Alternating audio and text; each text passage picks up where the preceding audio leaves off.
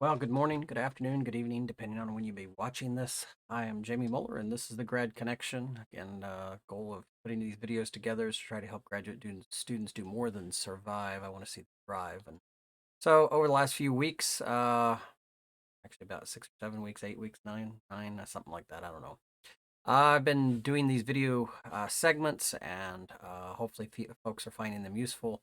Um, Growth is slow, but that's fine. I'm not looking for large numbers. If these things impact people's lives, then that's a good thing. So over the last, it's kind of like I guess this theme, and I didn't necessarily plan it this way, but it's kind of how I felt. Just kind of it seems the ebb or the flow of this thing has gone. But I started talking about mentorship team.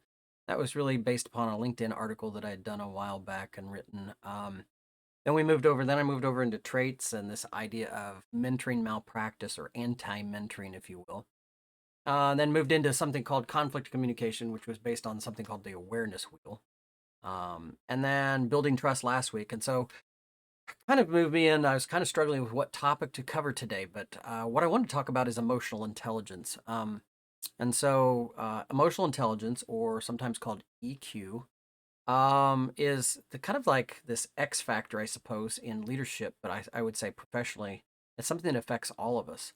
When we start talking about trying to execute tasks and stuff, I mean, anytime we're leading a team or that kind, or even working in a team, there are two things going on, right? For us to be successful, to reach shared goals. One is the goal itself, but then also the other part of it is the relational thing. So oftentimes, some teams are going to be more transactional and like based upon the task.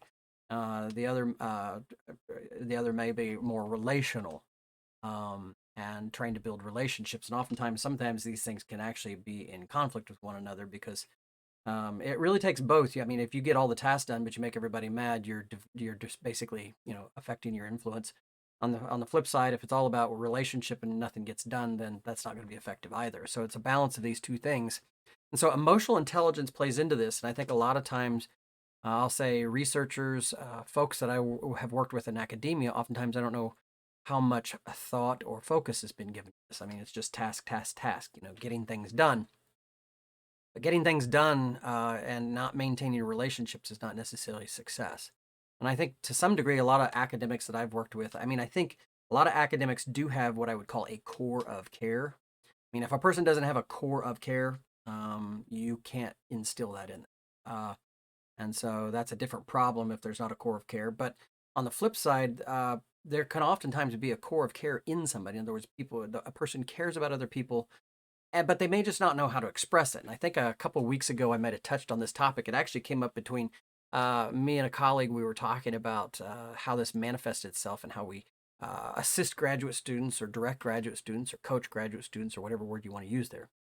Um, but emotional intelligence. So a lot of times we talk about in IQ, right? The intelligence quotient, just basically how quote unquote smart somebody is. But then there's an intersection for us as individuals and teams and doing tasks. There's basically three things that kind of intersect, in my opinion. There's the emotional intelligence, there's the intellectual quotient, right? Intellect, ability, that kind of thing.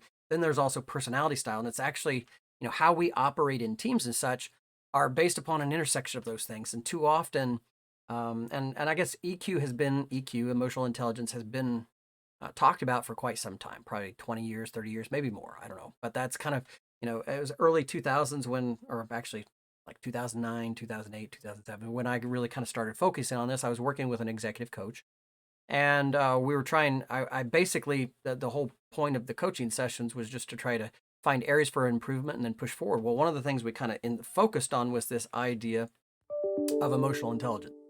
And which led me to a book. I'll just hold it up here. Again, I don't get anything for showing. This is just a really good book, and I'm kind of going to be talking about that a little bit, but I've got some other resources. I'll put it in the show notes. I'll actually put a reference to that so that you can find it. But let's just talk it. So what is emotional intelligence? It can be measured. There are basically four components to it. There's a personal aspect of it, right? And there is a social aspect of it. So it's really about how you understand your emotions, and how you manage them, and then how emotions affect a group dynamic or a group situation, and also how so it's about awareness of what's going on in the group, and then also management. So In both cases, there's a personal awareness and a personal management aspect. There's a social awareness and a social management aspect of it. And as individuals, we can be strong in, a couple of those variables, and we can actually be weak in others, right? So when I was working with my executive coach, one of the first things that we started talking about was just self, because essentially, and there's an assessment that you can take along with this. But essentially, as I looked into this, I seem to be at least halfway decent in the social awareness and social management, but I struggled in self awareness and self management. Right. And so with my executive coach, we really kind of focus it on that aspect. And so it's not uncommon for somebody to maybe be strong self, but unaware socially. There are also people that are obviously strong across the board. And so this was an area that I focused on developing for myself because I lead lots of teams and work with lots of people, as everybody does, and trying to improve to some degree my leadership style by being more self-aware, more aware of my emotions, being able to recognize and identify them. I'll be honest, the very first thing that I had to do was to develop a vocabulary because I really didn't even have the vocabulary, and she would probably deny it, but my executive coach, I think she said this. But after I took the assessment, she said, "Well, you must have the emotional range of a tic tac and a vocabulary to match." And honestly, it was. I basically I could tell you if I was mad. I was basically either angry was I could tell you when I was mad, and I could tell you when I was kind of like okay, but I really didn't have a whole lot of words to describe the range of emotions. And so one of the things we first started working on was kind of developing a vocabulary in this area, talking about self-awareness. I mean, to be able to decipher, be sensitive to the range of emotions. Now, there are several different things that you can use to help this. One thing that I found, and I'm going to pull it up here, it'll be kind of over to my shoulder here.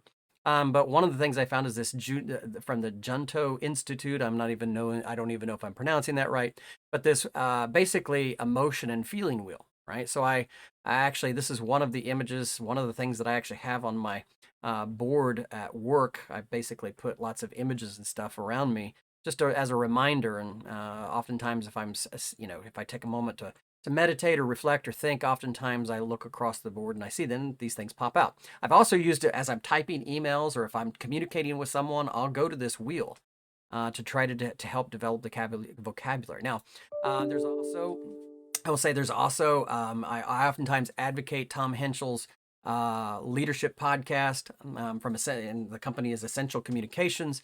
I can't remember. He has something called a feeling word grid, and I also have that on my wall. I can't remember if it's something that's readily available on his website or if you have to actually ask for it. Um, but just like the word wheel that I showed you, his approach is more of a column kind of a format. And essentially, for happiness or sadness or fear, there's like strong words, moderate words, and weak words. And so, the first thing for me was just developing a vocabulary to be able to describe and to be able to accurately pinpoint, rather than just, instead of just saying, "Well, I'm angry," if there are words that you can use to describe. So if I'm looking at the wheel here real quick, but like rage, exasperated, irritable, envy, disgust. I mean, there's various words here, and so first was developing a vocabulary, self-aware. Second, it was also developing some tools to manage.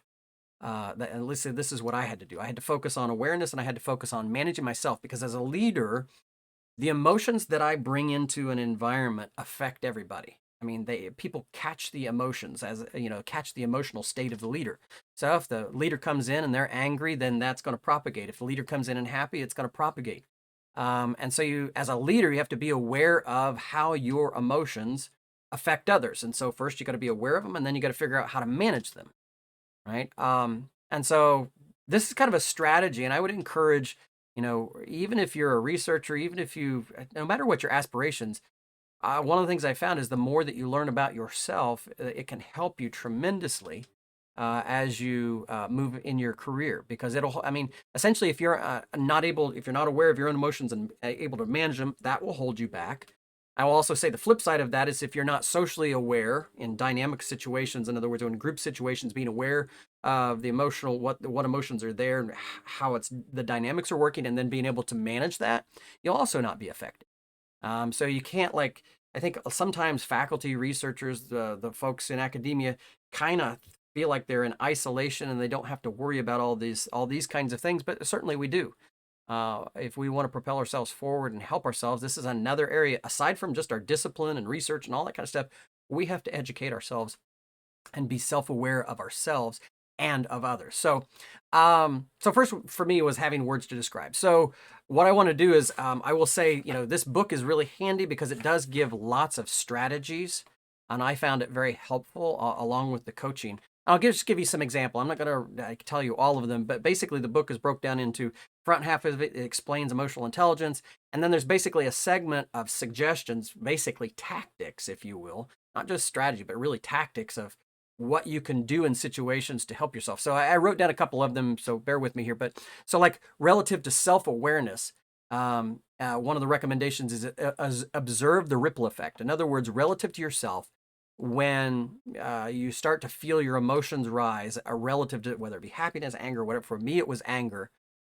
Recognize the ripple effect. So one of the things that I learned early on as a management technique, which is kind of a second strategy, is that just as much as when I get angry or excited about something, I start to breathe more rapidly.